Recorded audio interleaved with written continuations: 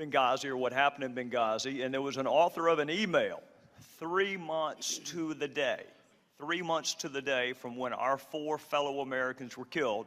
The author of the email says anti-American demonstration, looking for Americans to attack, game changer, soft target, no continuity, the cost to continue to do business there may become challenging. Would you want to talk to the author of that email if you were investigating Benghazi?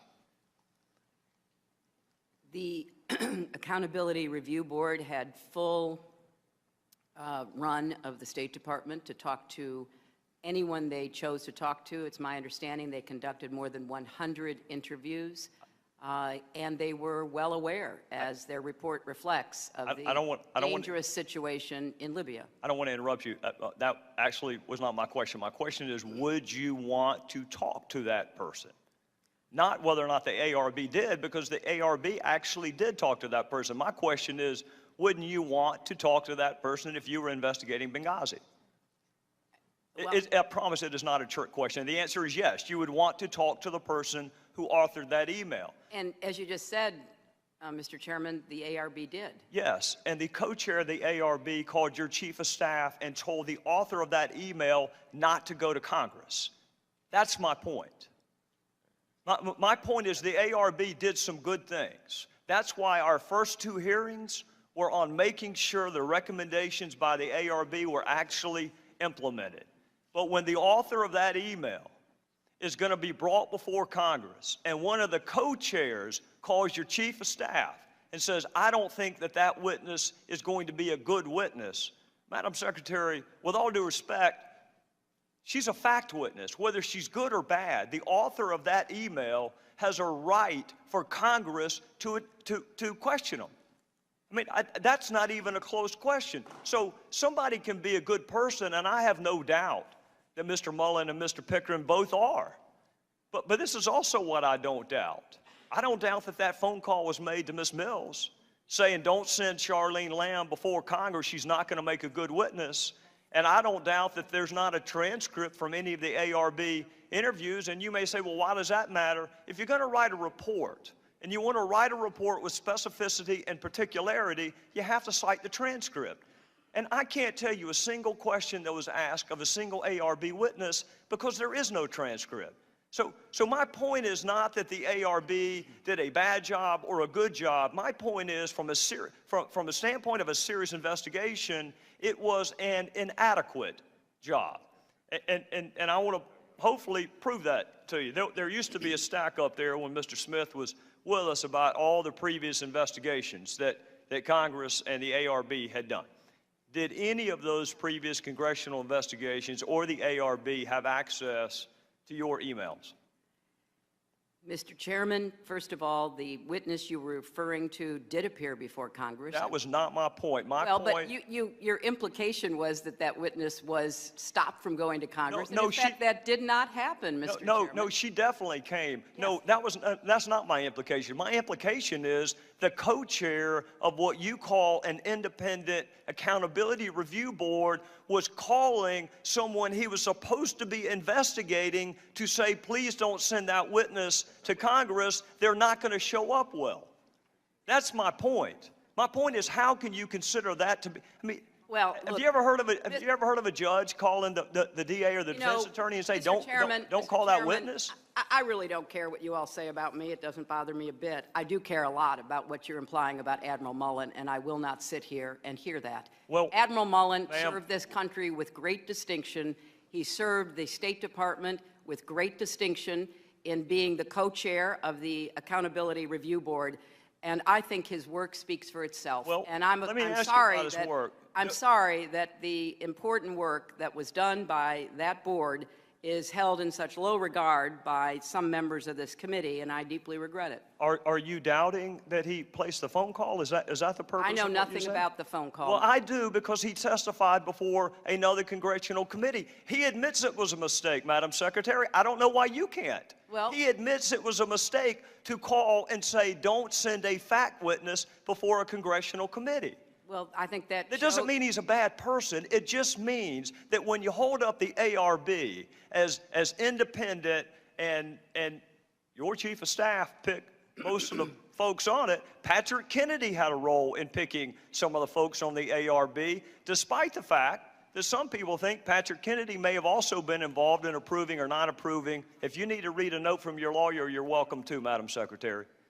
No, it's just hard to sit here listening to the comments you're making about someone that I consider to be a great American. If he said he made a mistake, that's even more proof of what a fine gentleman he is and what a great public servant he's been. It doesn't in any way, what you're saying, impugn his service for 40 years and certainly not his service on the Accountability Review Board. I can't help it, Mr. Chairman, that you all don't like the findings of the Accountability Review Board. We had I can't two help hearings. it that you don't like the findings of all the other congressional committees. We had 2 hearings where we did nothing but discuss the implementation of the ARB findings, Madam Secretary. So with all due respect, we've had more hearings about the ARB findings than we have with you. So don't tell me that we don't care about the ARB. We had 2 hearings. My point is this: the ARB nor the previous congressional investigations had access to your emails, did they?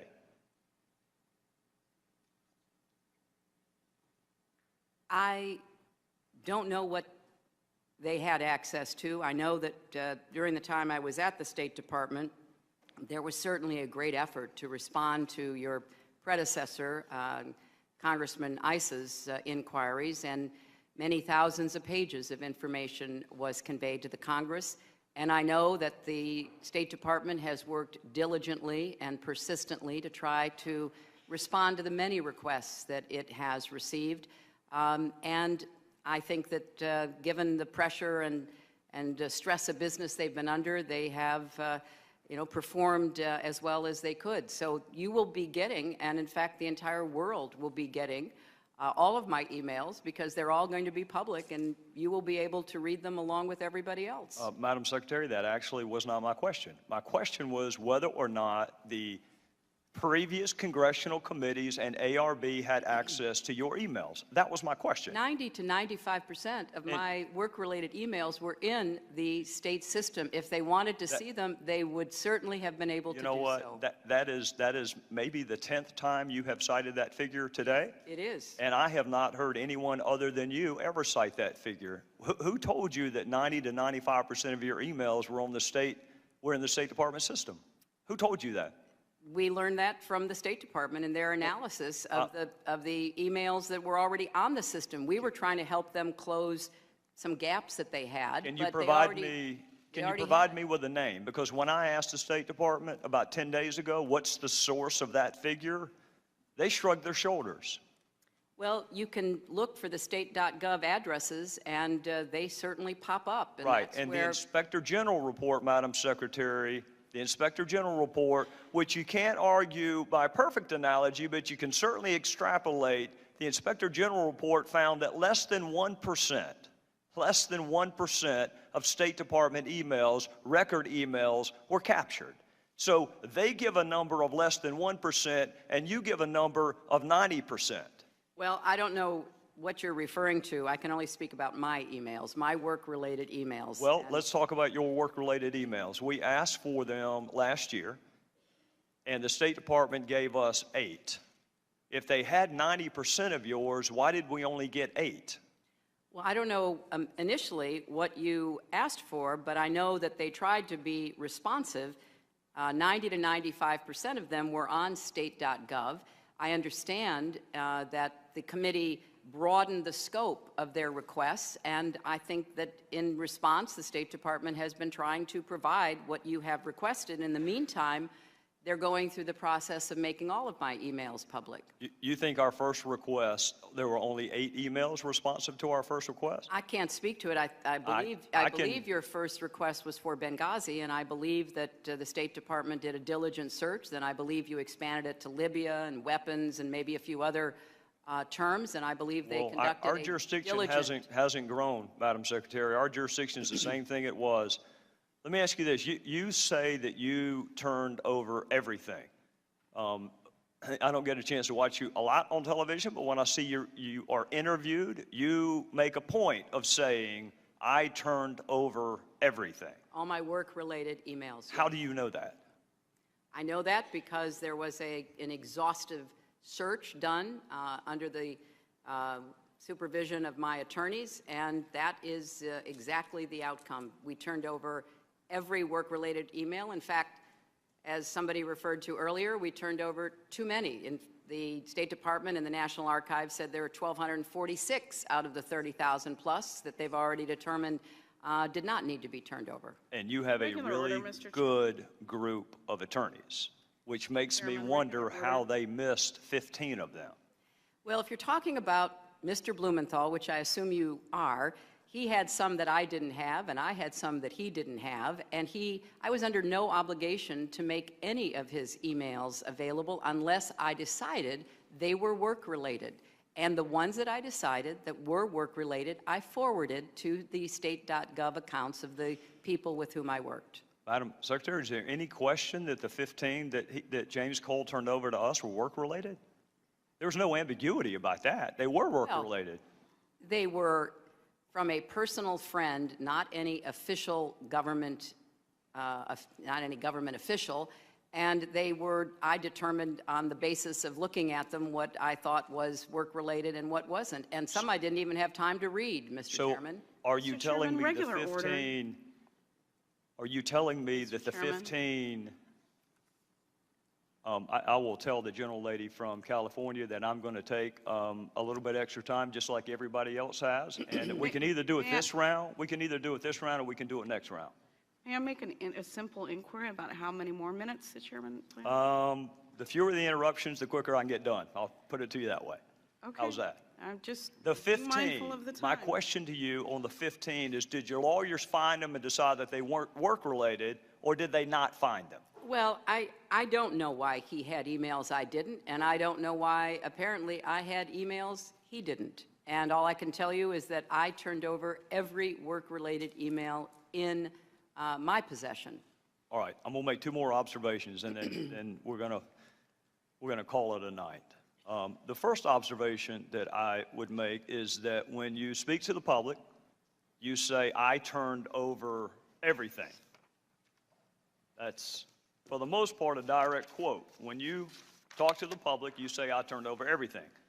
When you talk to the court, you say, while I do not know what information may be responsive for purposes of this lawsuit, I have directed that all my emails on clintonemail.com in my custody that were or potentially were federal records be provided to the Department of State, and on information and belief that was done. Why the different explanation depending on who you're talking to? Well, one is a shorthand, Mr. Chairman. Well, why not just tell the court I turned over everything? Well, you know how lawyers are. They use more words perhaps than they need. Trust me, I know that, and they charge you for every one of them. Yeah, I'm well aware of that, Mr. Chairman, and the clock is ticking. Well, one more, and I'll pay Mr. Kendall's fee for the last question. Oh, I don't think you want to do that, Mr. Chairman. I probably can't do it. You see my point, though? You're very definitive when you're talking to the American people that you turned over everything. That's right. But there are those kind of lawyerly fudge words when you're talking to court on information and belief. Well, and the reality is, even tonight, you cannot tell us that you turned over everything because you didn't think you missed the 15. Well, I didn't have them. I turned over everything I had. Everything I had has been turned over to the State Department. Which means the system you had somehow missed those 15. Well, last question on your system. Mr. Cummings said that your email arrangement was inappropriate. I think the president may have said it was a mistake. You have said that it was a mistake. My question to you, Madam Secretary, is was it a mistake for the 4 years that you had that email arrangement? Was it a mistake for the almost 2 years that you kept the public record to yourself, or has it manifest itself as a mistake in just the last 6 months?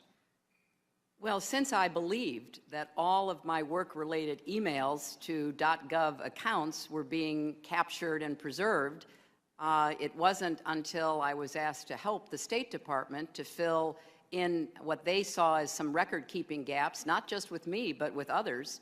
I did the best I could during those 4 years and thought that everything that I was emailing that was work-related was being preserved.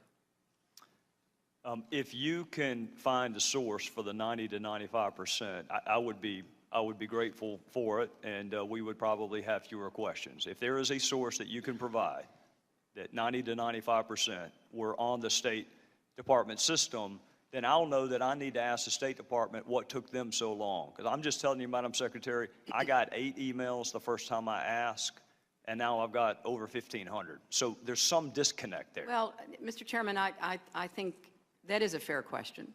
And I'm not at the State Department any longer, but I do want to defend them. They are under the most extraordinary pressure to answer congressional inquiries. I saw a figure recently that FOIA requests have jumped something like 300%. They don't have the resources. They don't have the personnel. They take their responsibility of reading every single line, and as Ranking Member Cummings reminded us, having to redact personal information, personnel information, obviously they take it very seriously. I think they're doing the best they can, and I know that they've tried to be responsive to you and to the many other requests that have come their way. Well, Madam Secretary, on behalf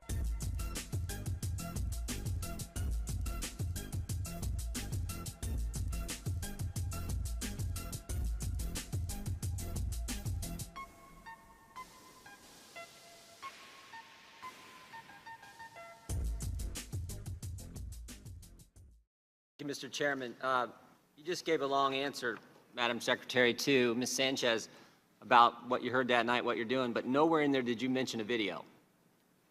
You didn't mention a video because there was never a video-inspired protest in Benghazi. There was in Cairo, but not in Benghazi. Victoria Nuland, your spokesperson at the State Department, hours after the attack said this: Benghazi has been attacked by militants. In Cairo, police have removed demonstrators. Benghazi, you got weapons and explosions. Cairo, you got spray paint and rocks. 1 hour before the attack in Benghazi, Chris Stevens walks the diplomat to the front gate. The ambassador didn't report a demonstration. He didn't report it because it never happened. An eyewitness in the command center that night on the ground said no protest, no demonstration.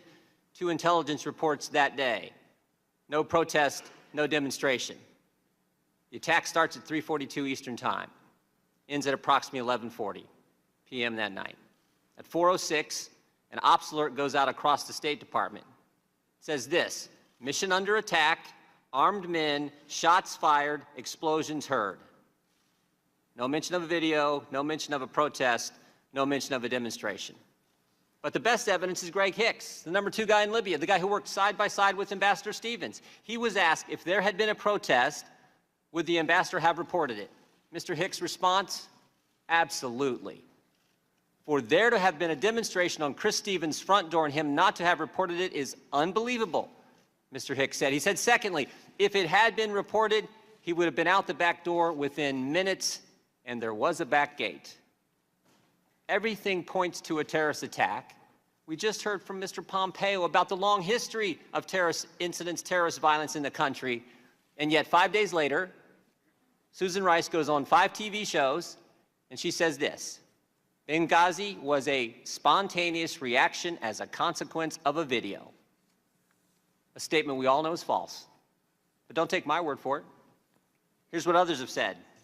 Rice was off the reservation on 5 networks, White House worried about the politics. Republicans didn't make those statements. They were made by the people who work for you in the Near Eastern Affairs Bureau, the actual experts on Libya in the State Department. So, if there's no evidence for a video-inspired protest, then where'd the false narrative start? Started with you, Madam Secretary. At 10:08, on the night of the attack, you released this statement: some have sought to justify the vicious behavior as a response to inflammatory material posted on the internet.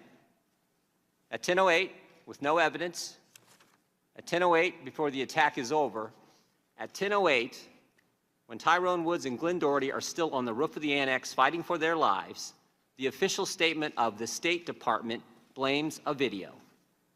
Why? During the day on September 11th, as you did mention, Congressman, there was a very large protest against our embassy in Cairo. Protesters breached the walls. They tore down the American flag. And it was of grave concern to us because the inflammatory video had been shown on Egyptian television, which has a broader reach than just inside Egypt. And if you look at what I said, I referred to the video that night in a very specific way. I said, some have sought to justify the attack because of the video.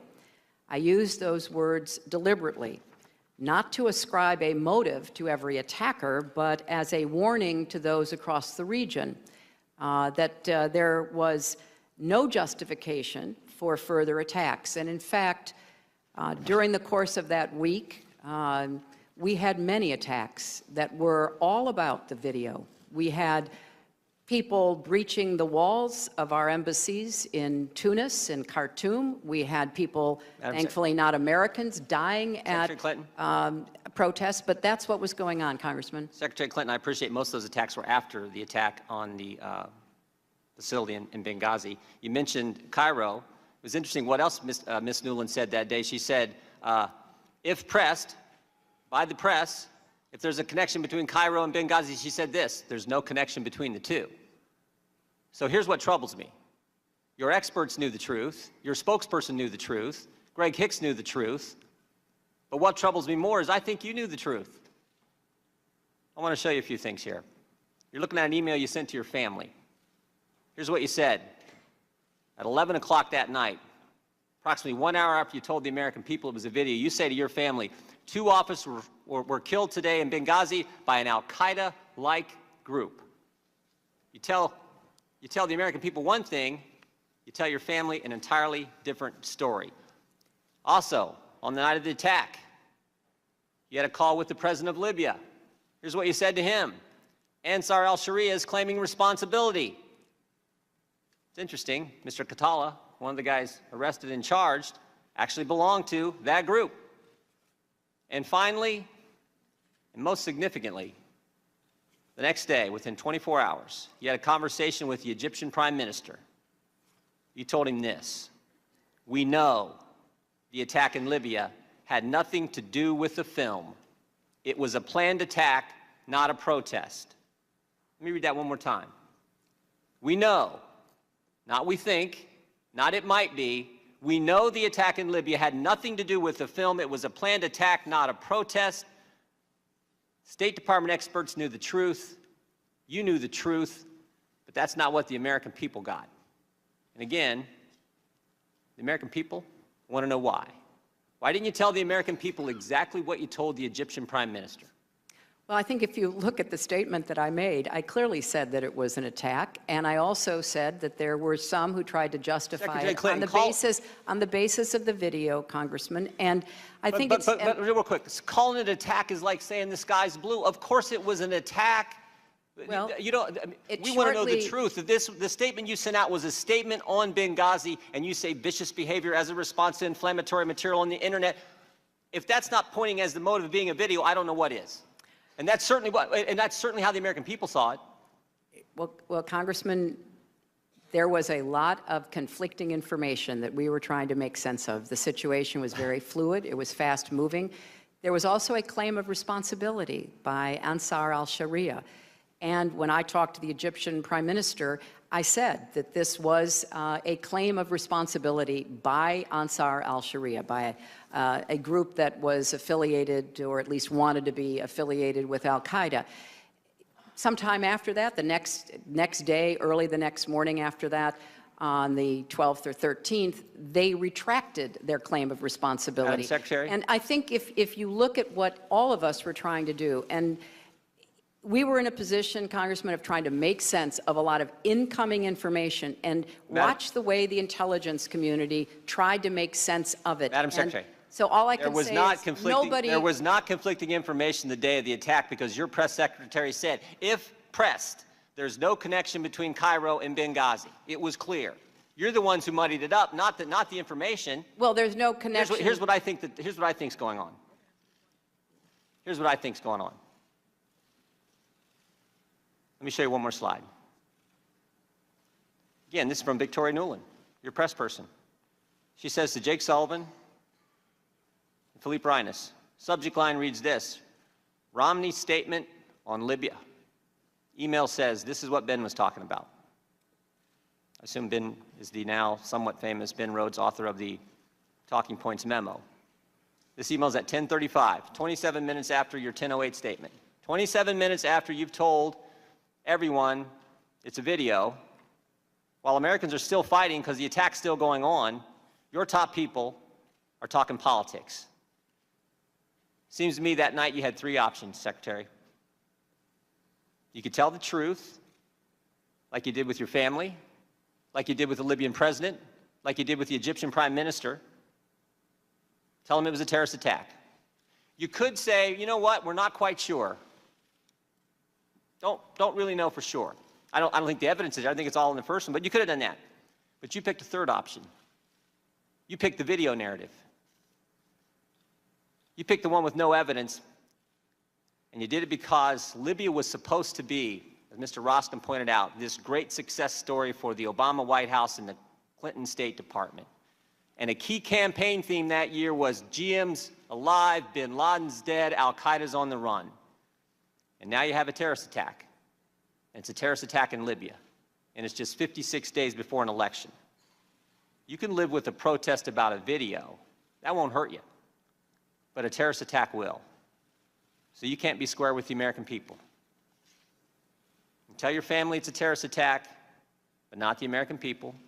You can tell the president of Libya it's a terrorist attack, but not the American people. And you can tell the Egyptian prime minister it's a terrorist attack, but you can't tell your own people the truth. Madam Secretary, Americans can live with the fact that good people sometimes give their lives for this country. They don't like it. They mourn for those families. They pray for those families. But they can live with it. But what they can't take, what they can't live with, is when their government's not square with them. Mr. Chairman, I yield back.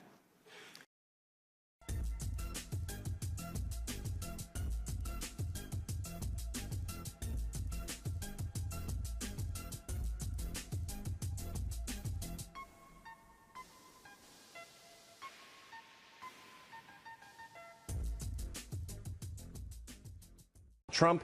Mr. Trump, welcome back, sir. How are you? I'm very good. Thank you, Sean. What is your reaction to the ongoing feud? Well, number one, I really respect the fact that Jeb is sticking up for his brother. I mean, I would stick up for my brothers also, and he's sticking up for his brother, and I understand that. But this all started when he said that we're safe, you know, the country was safe. Well, the World Trade Center was just attacked. It fell down. 3,000 people were killed. Thousands and thousands of people were injured, and to this day are injured, and it was the worst attack in history. So you can't say he kept our country safe because he was president. You know, as Truman said, the buck stops here. So he was president. And if you look at my book, which was written a couple of years prior to the attack, I actually mentioned the name of Osama bin Laden, that he's a bad terrorist and we have to do something about it. And when one of your competitors heard about it today, they said, whoa, whoa, this is amazing. Trump actually predicted it. Because I actually said in the book that something would happen. Nobody talks about it, but I actually talk about the name Osama bin Laden.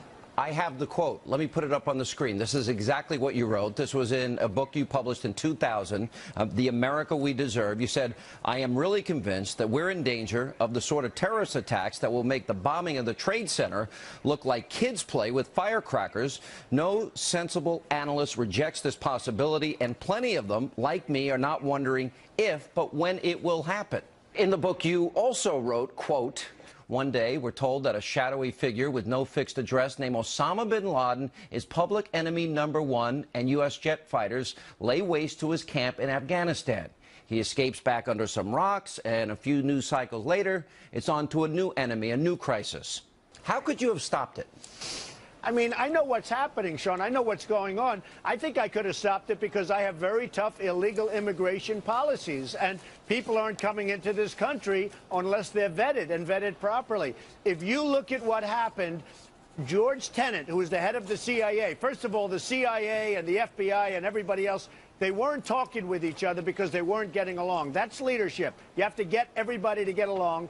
Second of all, George Tenet predicted an attack. George Tenet said there's going to be an attack. They should have done something about it. So I'm not blaming anybody, and this started very innocently when I said, you know, to somebody, frankly, that didn't really matter. I said, listen, the World Trade Center came down during, you know, there's nothing safe when the World Trade Center was attacked and came down during his reign. Well, that's not safe because he said, Jeb said, our country was safe. Well, that's not the case. And then if you want to go a little further, he then attacked Iraq, which turned out not to be the right country because they didn't have weapons of mass destruction. And by the way, the terrorists sent their families home to Saudi Arabia. They didn't send them home to Iraq. They sent them home to Saudi Arabia, which is another thing for people to think about. You know, Mr. Trump, the only disagreement I have is we knew that Saddam had weapons of mass destruction because we have the images of the Kurds that were slaughtered and little children and women in the streets. We knew there was a chemical attack, and the world intelligence and fairness also thought that. I want to add another element to this. There's an unknown... Well, you know, by the way, but they never found him. You're right. They didn't find him. They never found him. I think they probably moved him to Syria myself. Well, I don't know. They never found him. And frankly, he probably used them against Iran, which really was beautiful. I mean, not that they used the weapons, but the beauty of it was you had these two countries that were equal in terms of strength. And we decapitated one of those countries. And now Iran is taking over Iraq and everything else. And ISIS is taking oil, and Iran is taking oil, and they're taking over the whole country. So it's turned out to be really bad. With that being said, I respect the fact that Jeb is defending his brother. I think that's good. I would do the same thing. One point I've always agreed with you on is that if we liberate Kuwait and we liberate Iraq, they need to pay us for the liberation. We need to give money to the families that lost brave American soldiers or are injured now for the rest of their lives. We don't do that. And I also think that if Obama would have, if he would have held the ground, ISIS never would have emerged. He wanted to pull out for political reasons. I love that you bring up Kuwait. Kuwait had nothing but money. They get attacked by Iraq. They take over Kuwait. The rich Arabs go and they move into London, as you know, the Kuwaitis, they moved into London. They didn't take a room like you would, or maybe even I would. They took the entire hotel, and they lived like kings. And then we attack. We lose lives. We spent billions of dollars, and we give back the country for nothing. Nothing. And they don't even want to invest in. And then I told them, I had them in my office a few months after that. They don't like investing in the United States, okay? We gave them the country back for nothing. We should have said, we want 50% of everything you make for the next 50 years or permanently. And you know what? They would have agreed to it. We gave it back for nothing. Why did we do that? We're a stupid country. That's the answer. We negotiate bad deals. I agree with you. Let me play for you. I want to add another element to this whole how come America wasn't prepared for 9/11.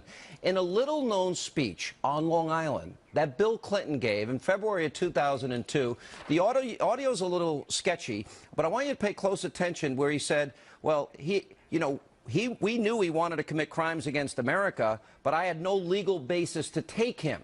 And I think he missed the opportunity. You had published 2 years earlier what a bad guy bin Laden was. Listen to Clinton admit that he could have gotten him, but he failed to take action. Listen to this. Keywords are, he committed no crimes against America, so I didn't bring him here because we had no basis on which to hold him, even though we knew he wanted to commit crimes against America. Now, here's the point. In 2000, you identified him as a citizen, a private citizen. And Bill Clinton knew he wanted to commit crimes against America, had the opportunity to get him, and didn't take him. Doesn't he bear that responsibility? Well, he made a mistake, but I will tell you that if I were there, I would have taken him out. Now, I wrote about him in my book, and when I talk about the World Trade Center, that was the first attack, which was, compared to what happened, ultimately relatively minor. But I talk about Osama bin Laden in my book, and people can't believe it. They're just starting to read that book. That was the only political book I had ever done, and people are just starting to read that book, and they can't believe that I mentioned the name Osama bin Laden. Remember? And he ought to crawl under a rock, but we have to get him. And Clinton made a mistake, and frankly, Bush should have taken him out. Somebody should have taken him out. I think I would have. But I think my immigration policies would have gone a long way to helping us also, Sean. Well, I think the immigration policy, we're now facing a crisis. You see what's happening in Europe. There's a huge backlash because of Syrian refugees and Iraqi refugees and the cost. We're being told by our National Intelligence Director that ISIS and Al-Qaeda, not if, they will infiltrate the refugee community. This president is committed to nearly 250,000 coming to America. That tells me we have a pre-9/11 mindset again. Your thoughts? I was always a big fan of Merkel from Germany. I'm not a fan anymore. What she's doing is insane. And we want to take in 200,000, and we don't know where they come from. They have no papers. All we know is they're young and they're strong and they're mostly men. And this could be the greatest Trojan horse ever. This could be bigger than the original Trojan horse. We shouldn't be taking anybody. We have enough problems. We have to rebuild our country, our infrastructure. We owe $19 trillion.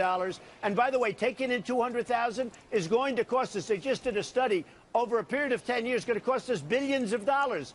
What are we doing? Merkel made a tremendous mistake. They're going to end up having a revolution in Germany. You see what's happening with the German 100%. people.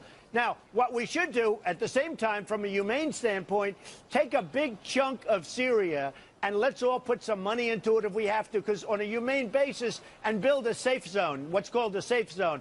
Let the people, but to allow them into Germany and to allow them into these other countries where there's nothing but a horror show, you see what's happening, and now we're going to take in 200,000 people in this country? Insane. And we can't breathe. I mean, we don't know what we're doing. You know, and I suggested the same thing.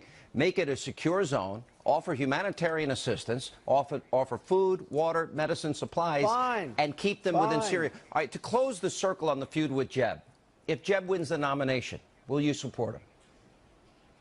Absolutely, yes. I would absolutely support him. He's a good person. He's a good man. I would support him.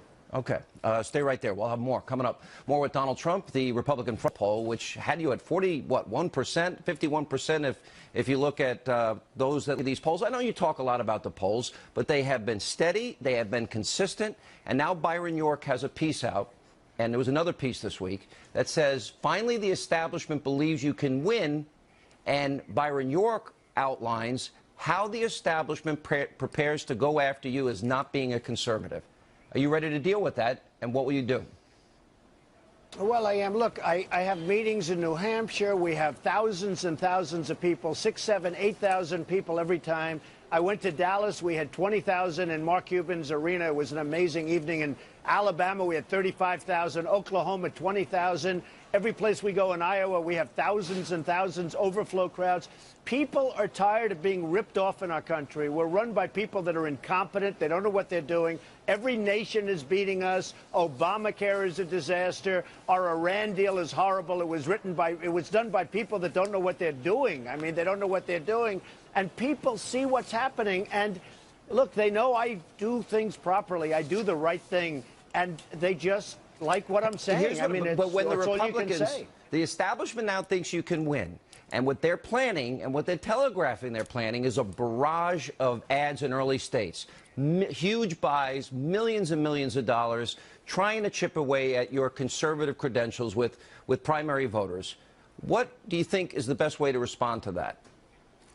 But they're not buying. The candidates aren't buying the ads. The people that are buying the ads are the special interests, the donors, the people that are lobbyists. You know, you have lobbyists. I know half the lobbyists. I used to contribute to the lobbyists. Who knows more about a lobbyist than me? I know the good ones and the bad ones.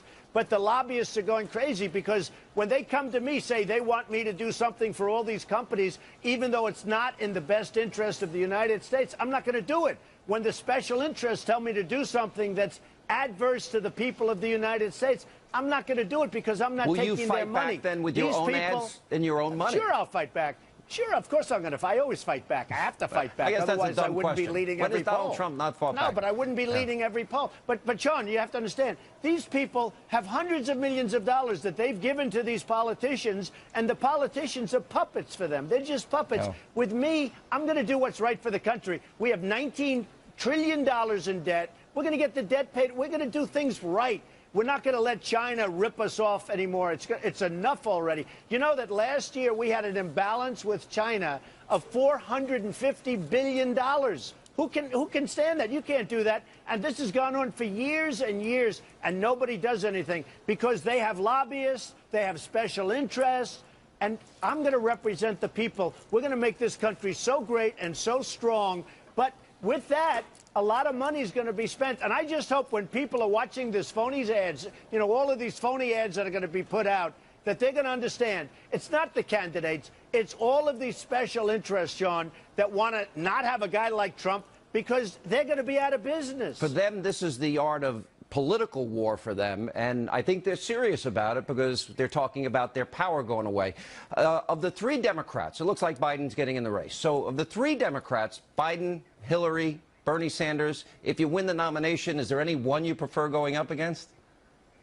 Well, I don't think Sanders is going to get there, frankly, and I don't mind going against Hillary's record. I think I'd beat her. You saw the various polls on myself against Hillary. I just beat her in Florida. A poll came out today where I beat her pretty easily in Florida. I beat her nationwide. I don't mind going against Hillary. And, you know, Biden is right now, he's got his little period of time where he's popular. As soon as he gets in, he'll get beaten up very badly. He's done this 3 or 4 times. He's lost every time. So I don't mind going against him at all. I don't want to pick a favorite, to be honest. I think I might have a favorite. But if you go by Hillary's record, I should win very easily. Have you given any thought, if you win the nomination, 3 people that you would consider to be your vice president? I have given thought, but I don't want to discuss it. It's just too early. I have to get there first. You know, I don't like talking about it. You have so many people, they don't win, they don't know how to win. I don't want to talk about anything. I do know how to win, but that's so far down the road. I will say I do respect some of the people that I'm running against, and I respect many of the people. You have many good Republicans out there that could really help and be terrific. And we're going to unify the Republican Party. We're going to unify it and make it strong, and we're going to win. We're not going to do what Romney did last time, where he should have won an election and he lost. We're going to unify the Republican Party, and we're going to win. I heard you were supposed to be on Jimmy Kimmel tonight. Did something happen? No, I have a political event, but I'm going to do his show in 2 weeks. I have a big political event, which I can't skip. And I told him, I said, you know, I have this event. I can't skip it, but I will be doing it in 2 weeks when I'm out in Los Angeles. You know, there was an article that came out about Hillary. She has these big hearings coming up about Benghazi. We know that Ambassador Stevens requested security before it was denied. We know that during the attack that there was a stand-down order given because I interviewed people that were there. They told me personally. And we know they made up this story about a YouTube video and a spontaneous demonstration. We learned that about her. What do you think about the hearings? And there was another article that came out earlier today in the Washington Free Beacon that she paid men $16,000 more a year than women. What's your reaction to those two things with her? Well, I have to tell you, I was really looking forward to the hearings, but then you had a congressman, Republican, go against Trey Gowdy and all of the people, as you know, and then you had a whistleblower come out, so that hurt. That was not exactly positive. And then yesterday I watched Trey, who I do respect. I think he's a terrific guy, but he seemed to be doing a big pivot. He said, well, this isn't about Hillary Clinton. You know, I'm pretty good at figuring this stuff out. And he seemed to be doing, Sean, I'm sure you saw it, he seemed to be doing a big pivot away from Hillary Clinton. And I was trying to figure out what that was all about. So you may not be as happy as you think with these hearings. I just don't know. The hearings, I was looking forward to them, but with all that's happening, and I was surprised that he pivoted away so much from Hillary. He said, these hearings are not about her. Actually, we want to discuss other people much more so. And it sounded like he was sort of pulling away from going after her. So I'm going to have to see what the hearings are all about. All right, Mr. Trump.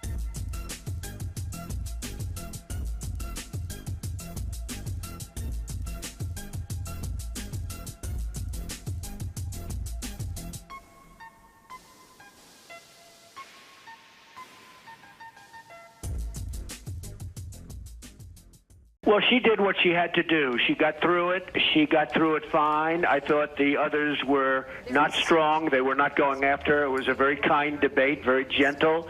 And she got through the debate. She's got a substantial lead in the polls, so they had to hit her hard, and they decided not to do that. I think Bernie gave up for a good soundbite. It was a wonderful soundbite, but you have an FBI investigation going on. He gave up the email situation right then and there, and I think that's a mistake. I think that he's losing quite a bit. He's losing by so much that he really should not have done that, although it was a nice moment for him and a nice moment for her. Actually, a much better moment for her. It puts the issue away. You said it was was a good move by Bernie Sanders. He also took on casino capitalist Bernie Sanders did. That sounds like a preview of a possible attack on you. So who wins between a casino capitalist and a democratic socialist? Well, we're going to have to see. I mean, you know, it's going to be a race. I don't think he's going to get there. I thought his performance was okay, but he had to be much better than okay. He had to come out the clear winner. He didn't. And I actually think she probably came out not the winner, but yeah, probably if you think about it, George, she came out the winner. She did what she had to do, and they were extremely gentle. The other three, it's not going to happen. And at the same time, there's a new Fox poll out that shows Ben Carson catching up with you, almost even with you. You're at 24, he's at 23. How do you explain that, and are you ready to take him on? Well, I can't really explain it. I mean, I've been #1 for a long time, and I'm #1 in every poll, and in most cases by very big numbers and double-digit numbers. This was one that came out yesterday. He's been getting a lot of ink on the Muslims and other things, and I guess people look at that and they probably like it. Some people thought they wouldn't like it, but they probably do. It's interesting, but you know, he's a good guy. He's a nice guy. We get along very well. We'll see if that continues. But as you see, I'm still in the lead, and I've actually gone up a little bit, and he's gone up, and other people have gone down. So many of the others are way down. It's really amazing. It looks like a two-man race. Right now, you guys are at the top. So are you going to have to take him on? Are you going to have to take the gloves off with Ben Carson? Probably at some point, yes. Which I actually look forward to doing. I can't do it, though. He's been so nice to me, George. I can't do it. But what's the #1 issue for you to take him on?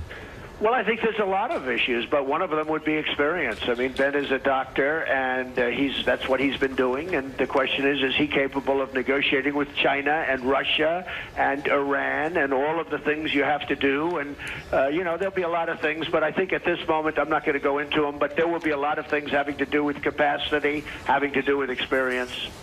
Donald Trump, thanks for joining us again this morning. Thank you very much, George.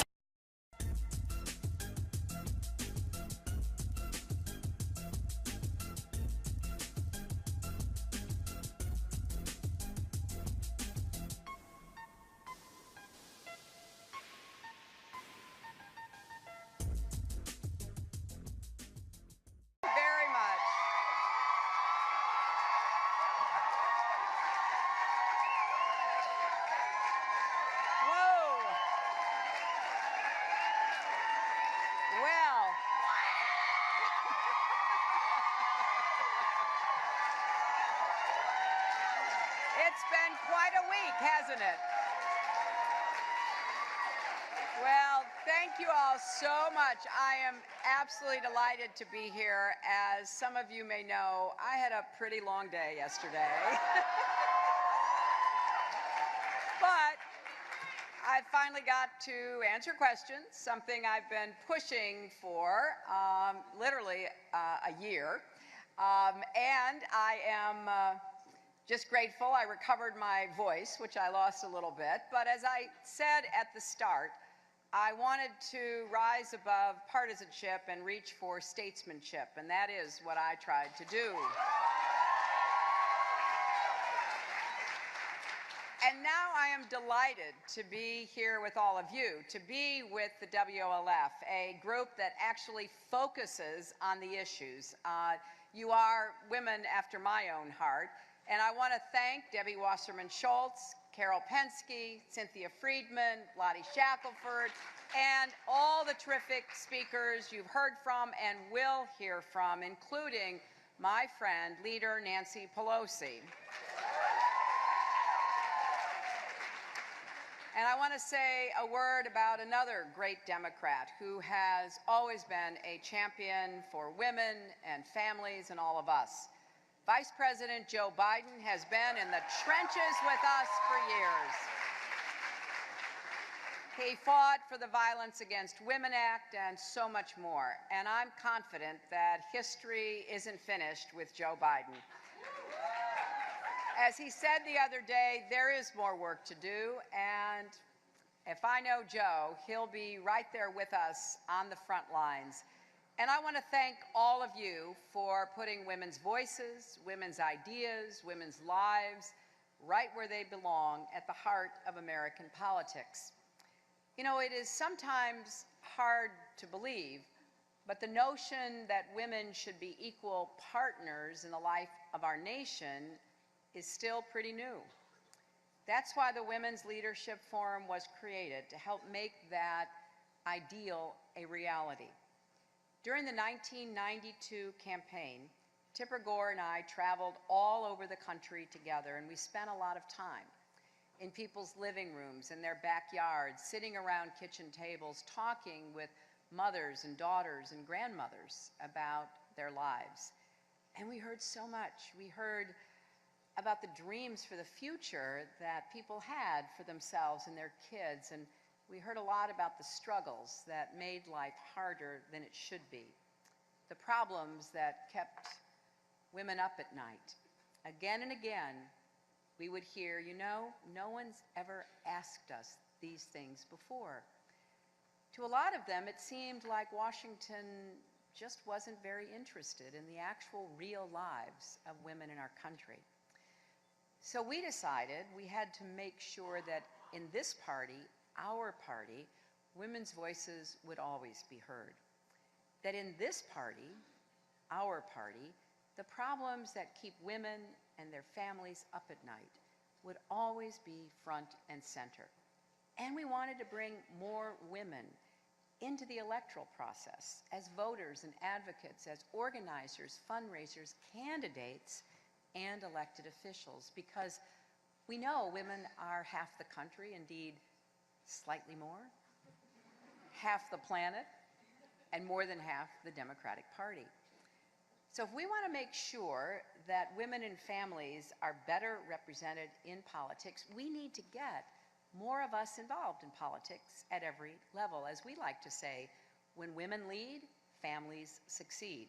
And now, 22 years later, women are a greater force in politics here in our country than ever before. We are voting in greater numbers. Increasingly, we are the decisive voters in national elections. More women are serving at high levels of government. There are not one, not two, but 3 women on the Supreme Court. And the number of women who have served in the Senate and the House has grown exponentially. And now, of course, another presidential election season has begun. And I'm doing everything I can to make sure that the issues that matter most to women and families are front and center in this race. I started my campaign last spring doing the same thing that I did all those years ago when I ran for the Senate, traveling across the country, visiting people's homes and schools and businesses, and actually listening as they told me about their lives, the good and the bad, the hard. It was an amazing and humbling experience. If you find the time and space to give people a chance to talk to you instead of you talking at them, they'll share what's in their hearts and in their hopes. Now, many families do feel that things are a lot better for them, and they give credit, as they should, to President Obama and his administration. And I believe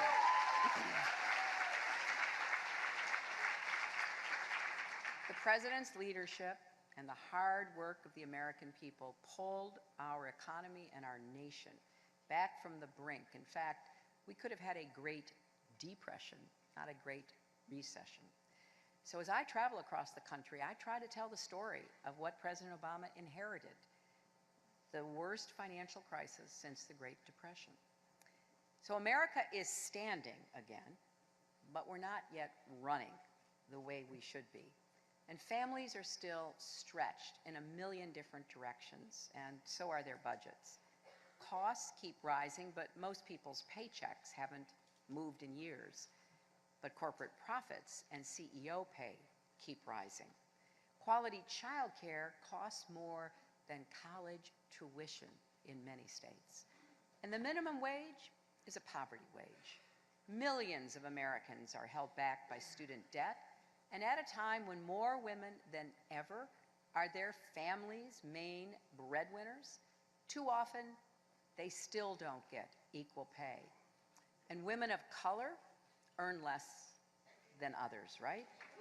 And just this week, the Department of Labor released new data showing that as our economy gets stronger, men's pay is going up more than twice as fast as women's pay. You know, in one of my town halls in Nevada, I called on a little girl who was sitting with her father, and you never know what kids are going to ask you, which is why I try to call on at least one if they're in my town hall.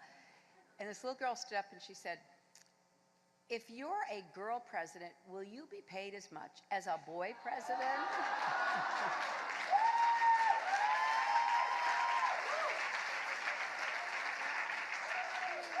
I said, "Well, I think so. I think that's in the law."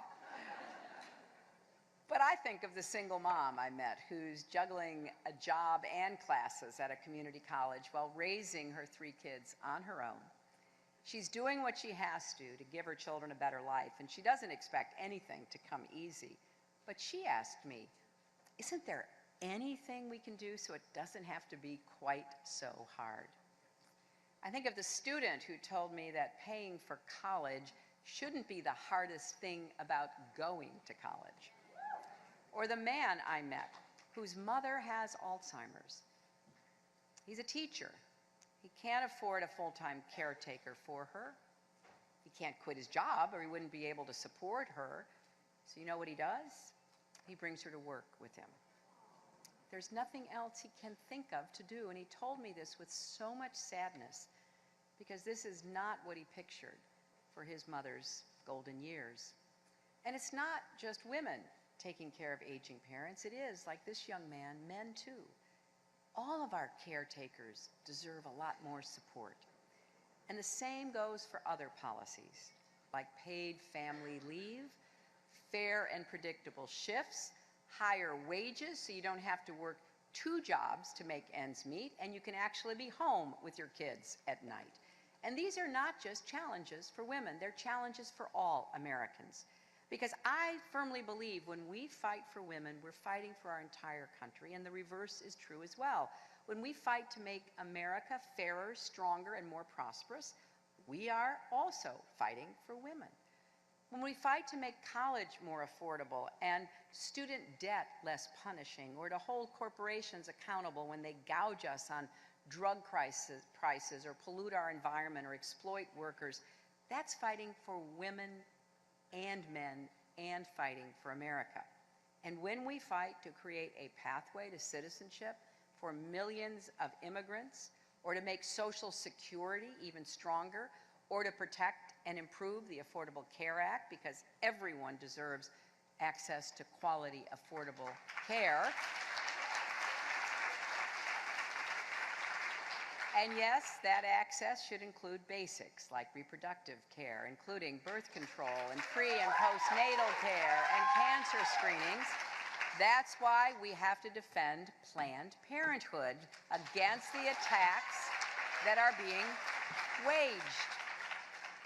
When we fight to protect the equal rights of all our people, no matter what they look like or who they love, and when we fight to stop the epidemic of gun violence that's claiming innocent lives every single day in every corner of our country,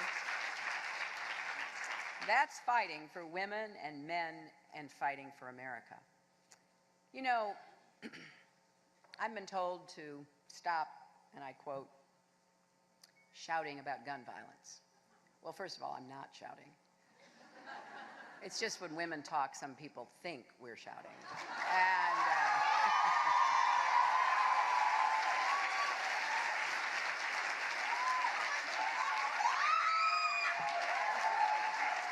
And second, I will not be silenced because we will not be silenced. Not by the gun lobby, not by the size of this challenge, not by any of it. Stopping gun violence is worth fighting for. And I'm ready to go, and I hope you will join with me.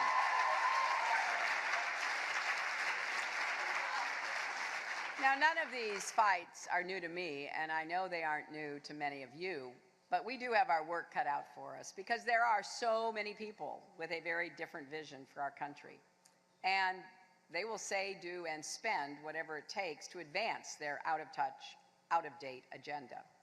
For people who say they hate big government, Republicans sure spend a lot of time trying to restrict women's reproductive health and reproductive rights. After my experience yesterday, I am just amazed that they are even talking about setting up another special investigative committee, this time to investigate Planned Parenthood. And I think we all know by now that's just code for a partisan witch hunt. Haven't we seen enough of that? I'd like those Republican candidates who are advocating against Planned Parenthood to meet the mom who caught her cancer early thanks to a screening at Planned Parenthood, or the young woman who avoided an unintended pregnancy because she did have access to birth control. Now, I know that when I talk like this, Republicans will say, I'm playing the gender card. Well, you know what? Here's what I say. If calling for equal pay and paid leave and women's health is playing the gender card, then deal me in.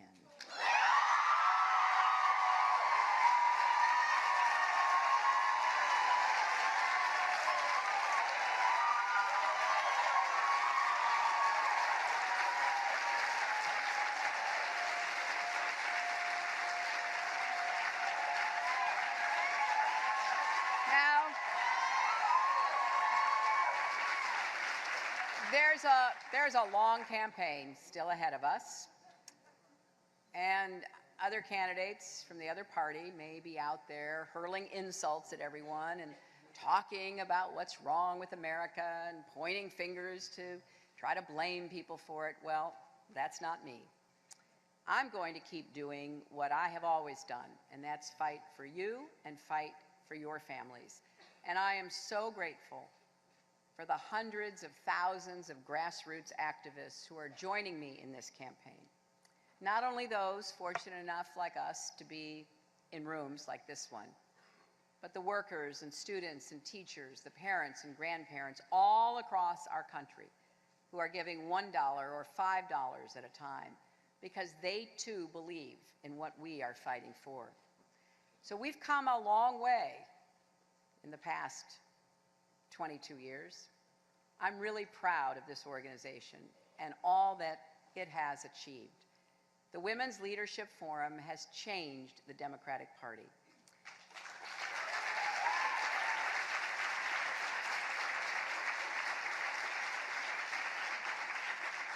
You've changed it for the better. We're stronger than we've ever been. So let's keep fighting for that better future for our children and our grandchildren. Now, as some of you, I'm sure know, I have the most amazing, extraordinary granddaughter. And she really does keep me going, and thankfully, my daughter and wonderful son-in-law send me little videos and little pictures, which have been a great boost along the campaign trail. And I think a lot about her future. I think about what kind of opportunities she'll have. But I also think about what kind of opportunities all the children of America will have. What kind of country will she become an adult in? What kind of world will be waiting for her? Because I don't think it's not enough for anybody that my granddaughter, your children and grandchildren, certainly the granddaughter of a former president, should be able to pursue her dreams when so many of our other children in this country are feeling left behind and left out. For the first time in American history, so far as I know, more than half of the kids in our public schools are eligible for free or reduced price lunches. Poverty has returned with a vengeance. We made a lot of progress against poverty, lifting families out of poverty back in the 90s. I think it's a verifiable fact that our economy does better when we have a Democrat in the White House. And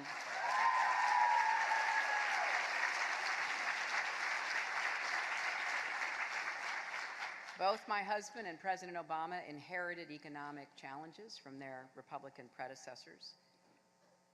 Both worked hard. With my husband, it was dealing with an economy that wasn't growing fast enough, but then took off, 23 million new jobs, and incomes rising at every part of our economy, top, middle, working, low income people, all were doing better. We handed over a balanced budget and a surplus to the incoming Republican administration, and they squandered it all.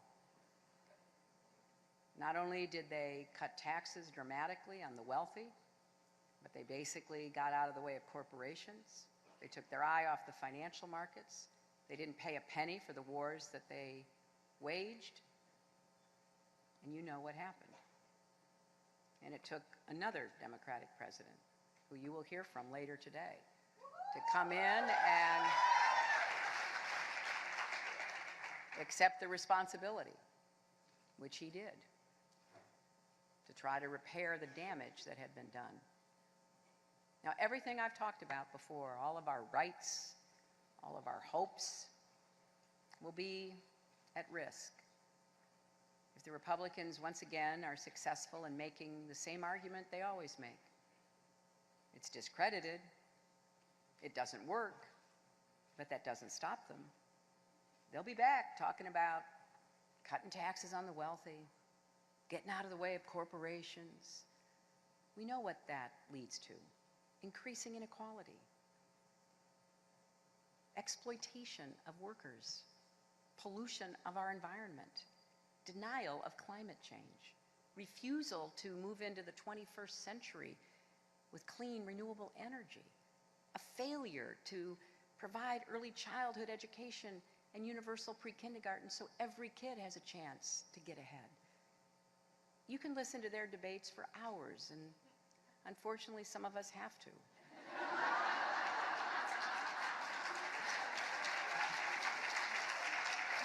And you won't hear a single solution to any of the problems we're facing here at home or around the world. So my campaign is really an effort to try to build an America where everyone, women and men, can rise as far as their talents and hard work take them. Where everyone